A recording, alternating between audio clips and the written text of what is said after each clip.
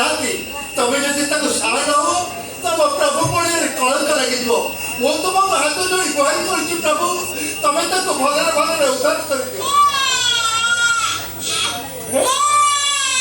मोर पर शब्द तमे ठाकुर को धन्य तुम्हारा मोइना विचार कौन देखते वो ना झील ना मुझे अपेक्षा कर पारि मत जाए देखा पड़े मोर नाती अच्छी ना नातुणी अच्छी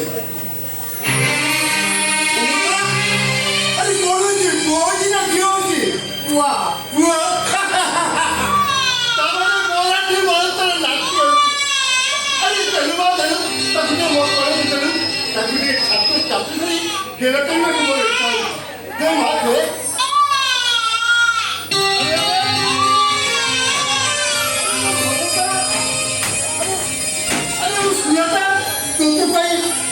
धन्य हो गए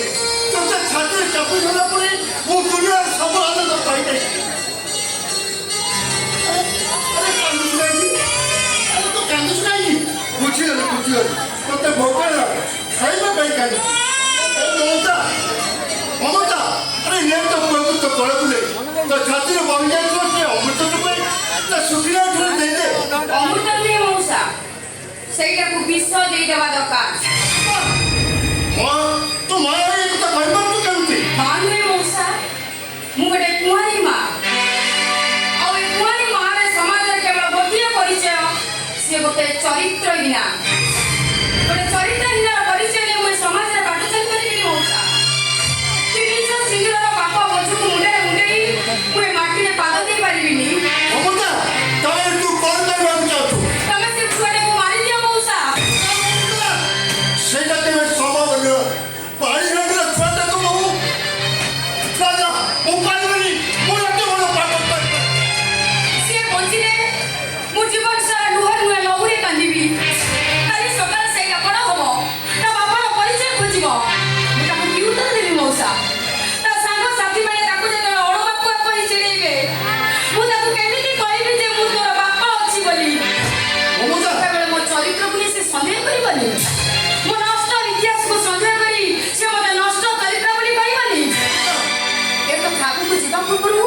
तमे एटा को मारी दियो मौसा मो पाप गर्भर पाप घोड़ पकड़ देई तमे मते पाप मुक्त करो मु तो हाथ जोड़ती मौसा मु तो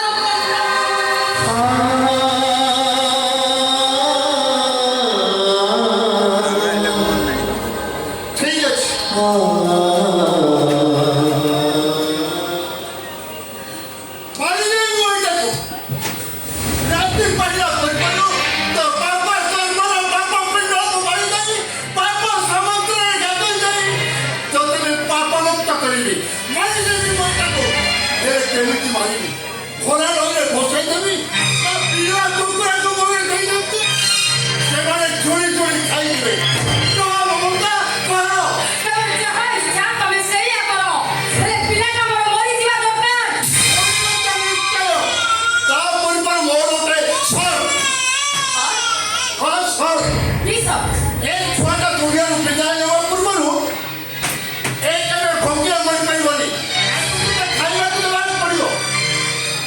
माने कौन करे चाहो मौसा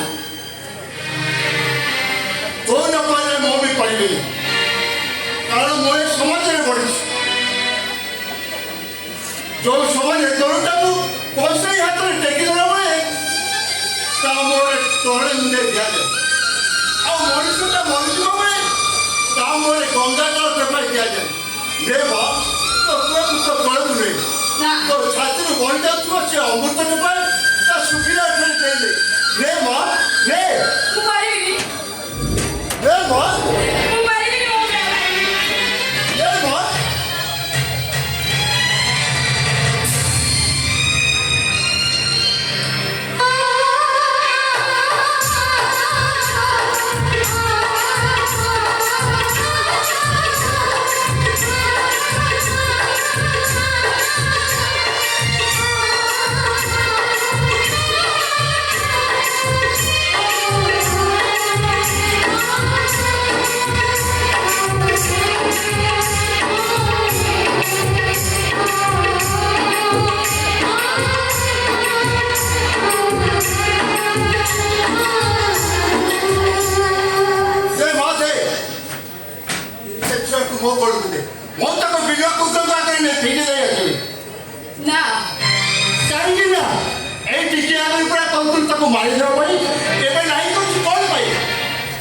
ଟିକେ ଦେ କାହିଁକି ନା ମୁଁ ଟିକେ ବସି ମୁଁ ହଉଛି ତା ମା।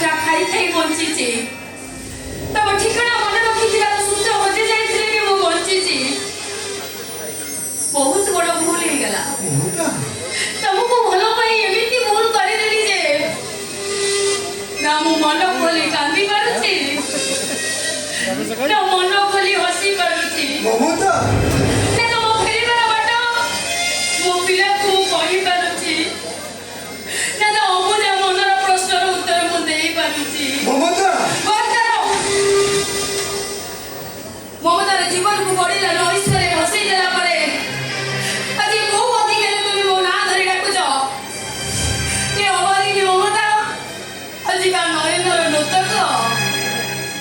ନା କା ଛାଇ ତଳର ସନ୍ତକ ନା କୋଉ ମନ୍ଦିରର ଦୀପାଳି ନା କା ବଗିଚାର ଶେଫାଳି ଏ ମମତା ଆଜି କେବଳ ଗୋଟିଏ ମା ମମତା ତା ଜଗନ୍ନାଥ ମା। ଆରେ ମୁଁ ତମ ଆତ୍ମ ଅଭିମାନକୁ ଭୁଲ ବୋଲି ବୁଝୁଛି। ମତେ ବିଶ୍ୱାସ କର ମମତା, ଏ 6 ବର୍ଷ ଭିତରେ ମୁଁ ତମକୁ 6 ସେକେଣ୍ଡ ବି ଭୁଲି ଯାଇନି। ଆଜି ବି ତମକୁ ଯେତିକି ଭଲ ପାଉଥିଲି, ଆରେ କାଲି ବି ତମକୁ ମୁଁ ସେତିକି ଭଲ ପାଉଛି। ମିଛ ମିଛ ଆରେ ମିଛ କହିବା ମହେନ୍ଦ୍ର ଚୌଧୁରୀ ଜୀବନରେ ନାହିଁ। ମତେ ଟିକେ ବିଶ୍ୱାସ କର, ଆରେ କେହି ତ ଭକ୍ତ ଥିଲେ, ତମେ ତ ମତେ ଭଲ ଭାବରେ ଜାଣିଛ। ମିଛ କହି ଯଦି ଠକିଦେବାର ଥାନ୍ତା, ତମେ କହିଲ ମୁଁ ତମକୁ 6 ବର୍ଷ ପରେ ଆସିନଥିଲି କାହିଁକି? ତାହେଲେ ମତେ କୁହ ଏ 6 ବର୍ଷର ତମେ ମତେ ଖୋଜିଲ କୋଉଠି? ମୋ ଠାରୁ ଦୂରେଇ ଯାଇ ତମେ କାହିଁକି ମତେ ଦୁଃଖ ଦେଲ? କୁହ ମହେନ୍ଦ୍ର କୁହ। ମମତା, ସେଦିନ କଥା ମନେ ପକାଇଲ। ମନ୍ଦିରରେ ବିବାହ କରିବା ଠିକ୍ 6 ମାସ ପରେ ମୋ ବାପାଙ୍କ ଦେହ ଅସୁସ୍ଥତା ହେଇଗଲା। ମୁଁ ଭୁବନେଶ୍ୱର ଚାଲିଗଲି ଯେ ଚାଲିଗଲି, ଆଉ ବାପାଙ୍କ ବିଜନେସ୍ରେ ଏମିତି ଭାବରେ ଛଡ଼ିନ୍ତି ହେଇଗଲି। ଘରୁ ମେଡ଼ିକାଲର ଘରୁ ବାପାଙ୍କ ବିଜନେସ୍ରେ ଏମିତି ଭାବରେ ଛନ୍ଦିଗଲି ଯେ କେତେବେଳେ 6 ବର୍ଷ ବିତିଗଲା ସେ କଥା ବି ମୁଁ ଜାଣିପାରିଲିନି। ଆଉ ବାପାଙ୍କର ଦେହ ସାମାନ୍ୟ ସୁସ୍ଥ ହେବାରୁ ବାପାଙ୍କୁ କ'ଣ କରି ଜାଣିଛୁ? ଆରେ ତୁ ଶୀଘ୍ର ବିବାହ କରି ଘର ସଂସାର କରୁ। ବିବାହ କଲନି କିଏ ତମକୁ ମନା କଲା? ଆରେ ବାପା ମୁଁ ସିଧା କହିଦେଲି ମୁଁ ତମକୁ ଯଦି ମ୍ୟାରେଜ କରି ଏକମାତ୍ର ତମକୁ ହିଁ ମ୍ୟାରେଜ କରିବି। ଆଉ ବାପା ଏ କଥା ଶୁଣି ସାରିଲା ପରେ ମତେ କ'ଣ କରି ଜାଣିଛୁ? ମମତା ଏ ସରି ଆରେ ତୁ ଶୀଘ୍ର ଯାଇ ମହେନ୍ଦ୍ରକୁ ତ ଆପଣ ହେଇ ଆସ ସେ ସ୍ତ୍ରୀ କି। ଆରେ ମୁଁ ଏ କଥା ଶୁଣି ସାରିଲା ପରେ ମୁଁ ତମ ପାଖକୁ ଚାଲି ଆସିଲି।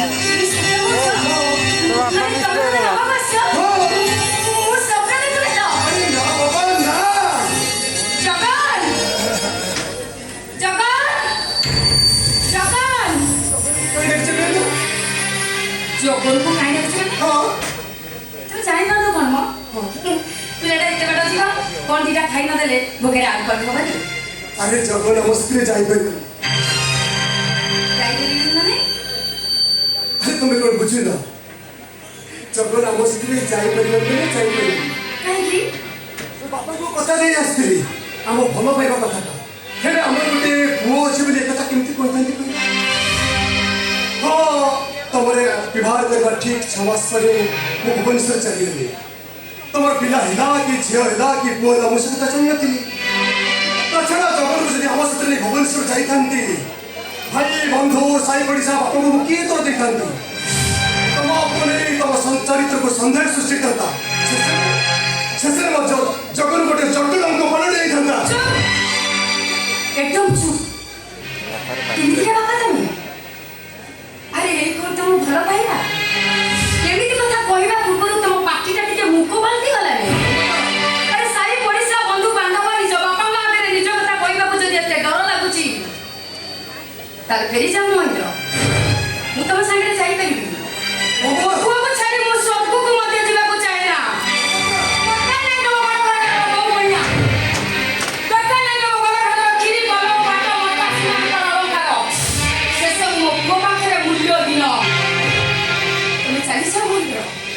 अब आज भी भाभी मां तुम ममता तुम भाई मरी जाईची ମୁଁ ବାପାଙ୍କୁ କଥା ଦେଇ ଆସିଛି ତମକୁ ମୋ ସାଥିରେ ଧରି ନେବା ପାଇଁ। ଆଉ ସତ କଥା କହୁଛି, ତମେ ଯଦି ମୋ ସାଥିରେ ନ ଯାଅ ମୁଁ ବି ଆଉ ଘରକୁ ଯିବିନି। ମମତା ତମକୁ ମୋର ତମେ ଯଦି ମୋ ସାଥିରେ ନ ଯାଅ ମୁଁ ଏଇଠି ଆତ୍ମହତ୍ୟା କରିଦେବି।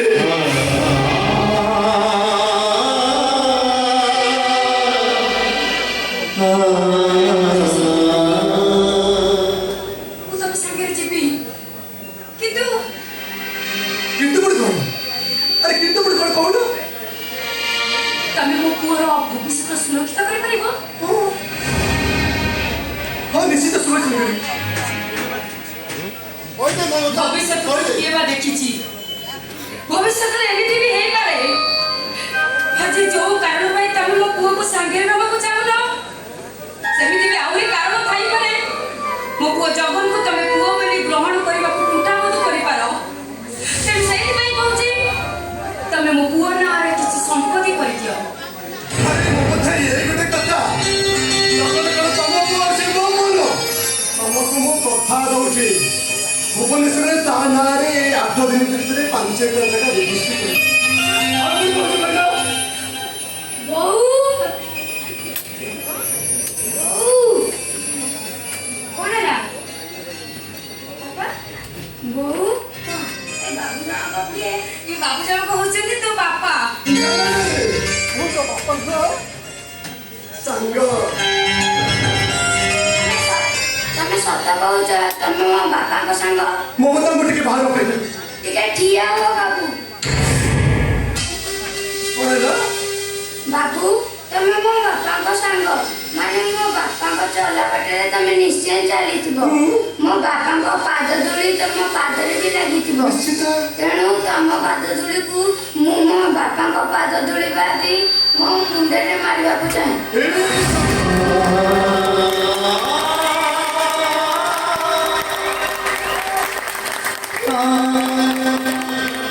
ବାବୁ ମୋ ବାପାଙ୍କ ସହ ଦେଖା ହେଲେ ତାଙ୍କୁ କହିଦେବେ ସେ ମୋ ପାଖକୁ ଶୀଘ୍ର ଚାଲି ଆସିବେ ତାଙ୍କ କୋଳରେ ବସିବାକୁ ମୋର ଭାରି ଇଚ୍ଛା ହେଉଛି ଆଉ ଯଦି ସେ ଶୀଘ୍ର ନ ଆସନ୍ତି ତାହେଲେ ମୁଁ ସତ କହୁଛି ନଈକି ଡେଇଁ ମୁଁ ମରିଯିବି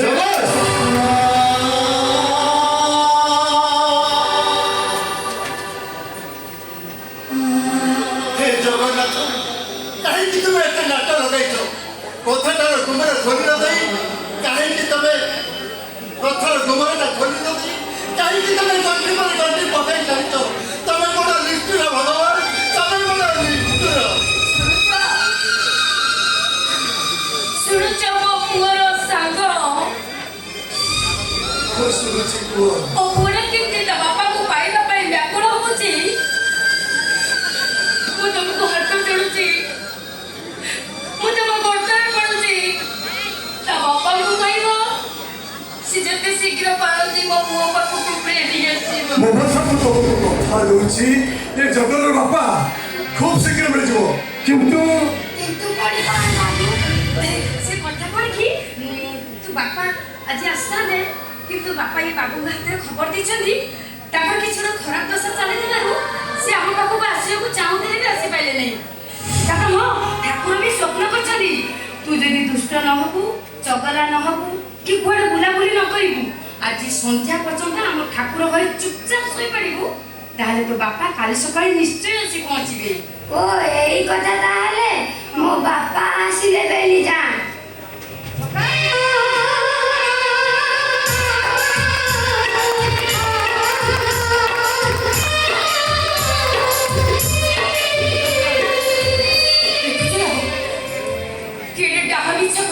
ପିଲାଟା ସତ ବୋଲି ଭାବିଦେଲା ଶାସ୍ତ୍ରରେ ଅଛି ଛୋଟ ପିଲାକୁ ମିଛ କଥା କହିବା ମହାପାପ ମୁଁ ତମକୁ ହାତ ଯୋଡୁଛି ତମେ ନିର୍ଦୟ ବୋଲି ପିଲାଟାକୁ ସାଙ୍ଗରେ ନେଇ ଚାଲ ଆରେ ପୁଅଟା କ'ଣ ମୋର ସାଥିରେ ନେବାକୁ ଇଚ୍ଛା ନାହିଁ କିନ୍ତୁ ଏବେ ନେବାଟା ସମ୍ଭବ ନୁହଁ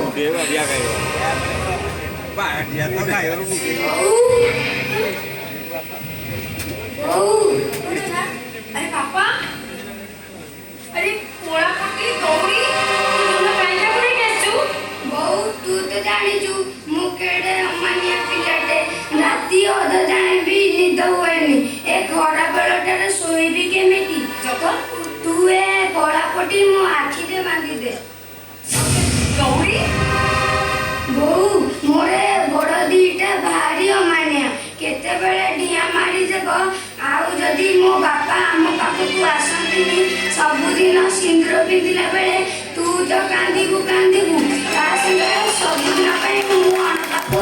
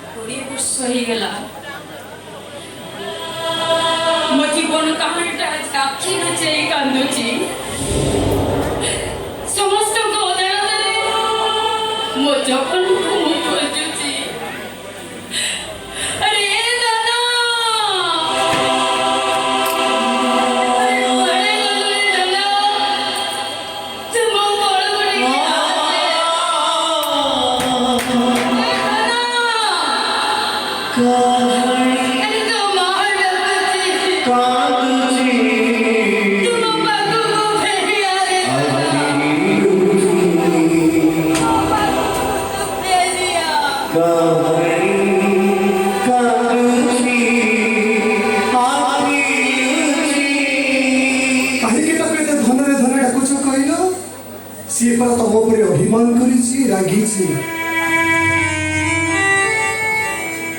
ତମେ ତାକୁ ଯେତେ ଡାକିଲେ ବି ସେ ତମ ପାଖକୁ ଆସିବନି। କାମ କର, ସବୁଦିନ ପାଇଁ ତାକୁ ଭୁଲି ଯାଅ।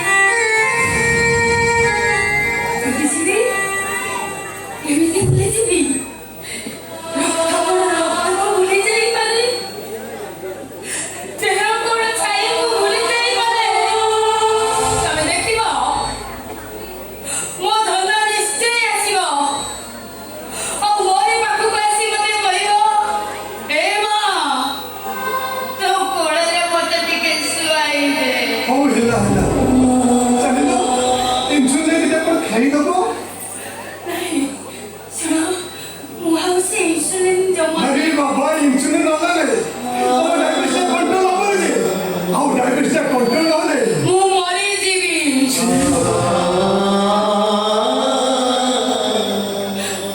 ଏବେ କୋଉ ବଞ୍ଚିଛି ସେ ମରିବାକୁ ମୁଁ ଏତେ ଡରିବି କେବଳ ମୁଁ ଅପେକ୍ଷା କରିଛି କୋଉ ଦିନ ମୋ ଧନ ଆସିବ ତା ଅମାନବତାକୁ ଧରେଇ ଦେଲା ପରେ ମୁଁ ଟିକେ ଶାନ୍ତି ପାଇବି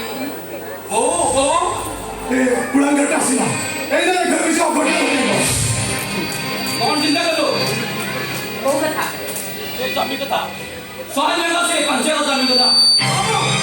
वो उसने से जमी विधायक का मिनट अन्य कृषि कर दो ମୁଁ ତାକୁ ଛାଡ଼ିବି 100 ଥର ନୁହେଁ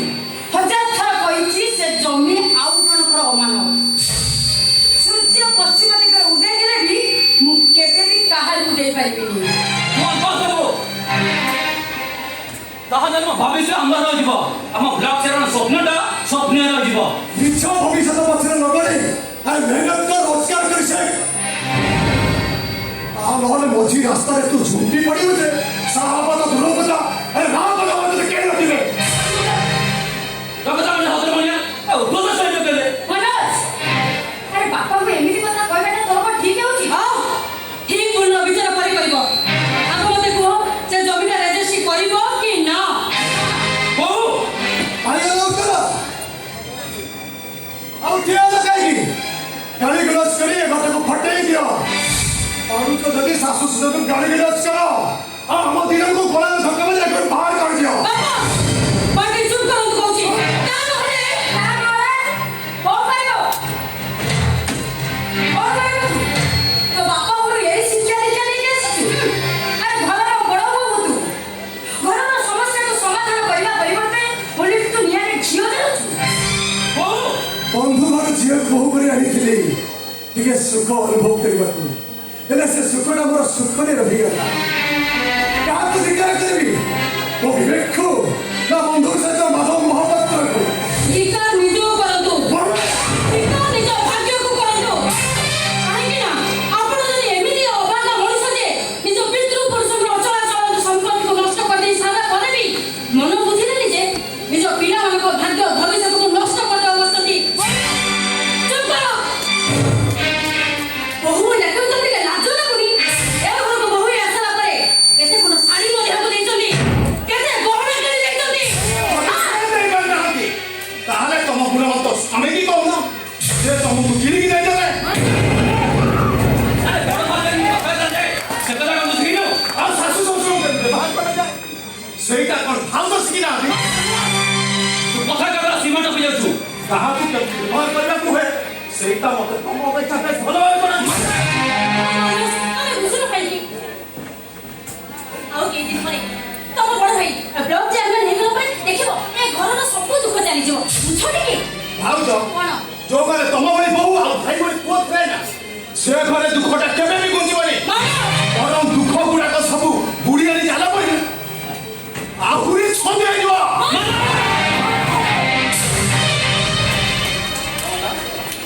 अरे मते अरे मार कहूची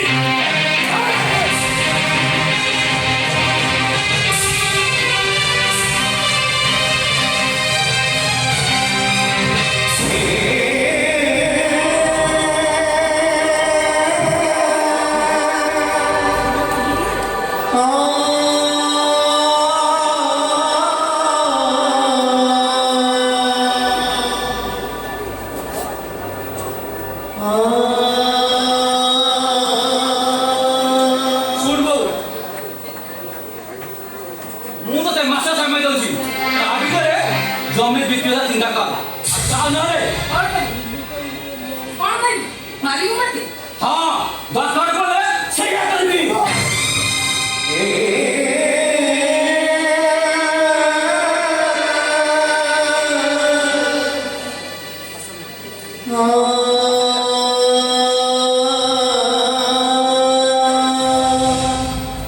ଶୁଣିଲେ ତ ତେଣୁ ଯେତେ ଶୀଘ୍ର ପାରୁଛ ସେ ଜମିଟା ବିକ୍ରି କରିଦେବା ଏ ଘରେ ଏମିତି ଠିଆ ପାଲା ଚାଲିବ ଠିଆ ପାଲା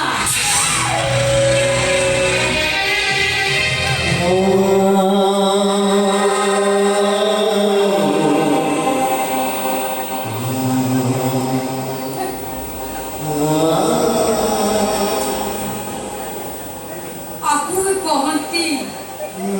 ପୁଅ ଯୁଗଟା ଏମିତିଆ ପୁଅମାନଙ୍କୁ ପାଇବା ପାଇଁ ବାପ ମା ମାନେ 12 ଓଷା 13 ବ୍ରତ କରିଥାନ୍ତି ମମତା ଯୁଗଟା ପୁରା ବଦଳି ଯାଇଛି ମମତା ଦଶରଥ ଅଛନ୍ତି କୈକେୟୀ ଅଛନ୍ତି ହେଲେ ରାମଚନ୍ଦ୍ର ଭଳି ପୁଅ ନାହାନ୍ତି ଅନ୍ଧୁଡ଼ି ମା ଅଛନ୍ତି ଅନ୍ଧ ବାପ ଅଛନ୍ତି ହେଲେ ଶ୍ରବଣ କୁମାର ଭଳି ପୁଅ ନାହାନ୍ତି ଏଠି ମୁଁ କ'ଣ କହୁଥିଲି ତମେ ସେ ଜଗନ୍ନାଥକୁ ମୁଁ କହି ମୁଁ ସେ ଜଗନ୍ନାଥକୁ ଭୁଲି ଯାଇ ସେ ଟୁକୁଳାଙ୍କର ନାଁ ସେ ଜମି ଯାକ ରେଷ୍ଟ୍ରି କରିବି କେବେ ନୁହେଁ ମୋ ଜଗନ୍ନାଥ ଅମରତ୍ୱକୁ ମୁଁ କାହାକୁ ବି ଦେଇପାରିବିନି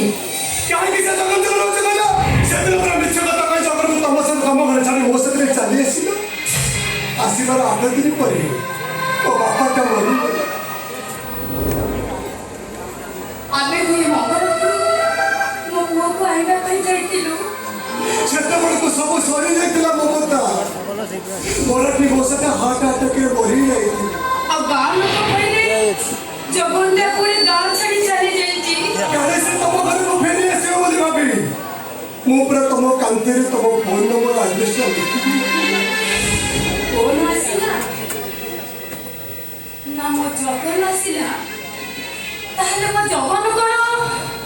এই দুনিয়া ভিড়ে হচ্ছি গলা মমতা